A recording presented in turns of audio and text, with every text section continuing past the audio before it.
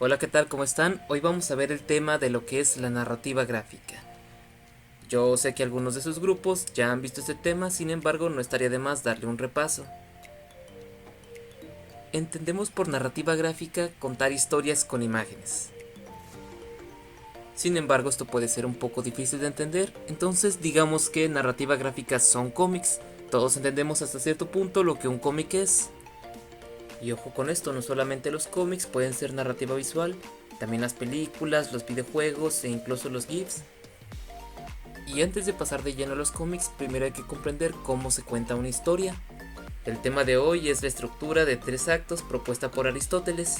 Aristóteles es lo que se conoce como un filósofo, un sabio de la antigua Grecia que trató de entender cómo funcionaban las historias que se contaban en ese tiempo.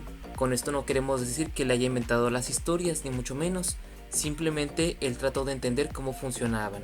Propuso una estructura que se sigue utilizando hasta el día de hoy, al ser muy efectiva para contar historias.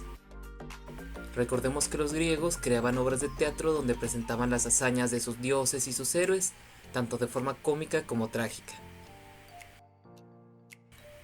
Según Aristóteles, una historia coherente debe estar dividida en 3 actos: inicio, desarrollo y final. Y a su vez, entre los actos pueden existir divisiones, como entre el desarrollo y el final puede existir lo que se conoce como clímax, que ya comentaremos más adelante. Pero, ¿qué entendemos por historia? La historia se crea con aquello que viven los personajes. En sí, una historia es tomar a un personaje y llevarlo de un punto a un punto B, de un momento de su vida a otro momento de su vida. Si por ejemplo un príncipe quisiera ir a una torre a rescatar a una princesa, todo lo que ocurre en el medio para lograr esta hazaña es la historia, y todos los pequeños obstáculos que aparecen en el camino son la trama.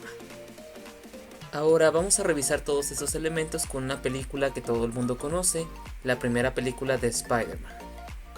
¿Por qué utilizar a Spider-Man como ejemplo?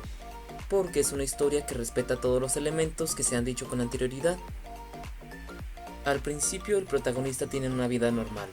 Nuestro personaje principal aquí es Peter Parker, un huérfano que vive con sus tíos, que estudia la preparatoria, está a punto de graduarse. Sin embargo, él es nerd, él es inseguro y no tiene una vida muy emocionante, hasta que se da un suceso que cambia su vida, y esto es lo que se conoce como el desarrollo. En una excursión escolar, una araña radiactiva muerde a Peter, después fallece su tío Ben en un asalto, y él decide convertirse en un superhéroe para enfrentar amenazas de su ciudad. Al mismo tiempo que Peter se convierte en un héroe, Norman Osborn se convierte en un villano, en este caso el Duende Verde. Esto nos lleva a la parte más intensa de la película, el clímax, donde estos dos personajes se enfrentan tanto mentalmente como físicamente. Al final el Duende Verde termina muriendo, y vemos resueltas muchas de las cosas que se venían preparando desde el principio de la historia. Como puedes ver, una historia está conformada por pequeñas historias, y podría decirse que esta es una muy dramática. Pero ¿qué pasa aquí? Que una historia necesita problemas, una historia necesita conflicto para poder existir. Si no existiera el Duende Verde, Peter Parker no tendría nada que hacer con sus poderes. ¿Y qué pasa en el final? Que estos conflictos son resueltos. Sin embargo, el personaje no es el mismo que del principio. Ahora Peter ya no es un muchacho, se ha convertido en un hombre que entiende una valiosa lección, que un gran poder conlleva una gran responsabilidad. Ha cambiado, y de esto se trata una historia, sobre el cambio de un personaje. Si una historia fuera un electrocardiograma, así se vería. Ahora, ¿cuál es la actividad? Qué buena pregunta, Dorothy. Cuenta una historia de alguna película o serie que conozcas y marca la diferencia en los actos. Anota el nombre de la película, cuál es su inicio, su desarrollo, su clímax y su final.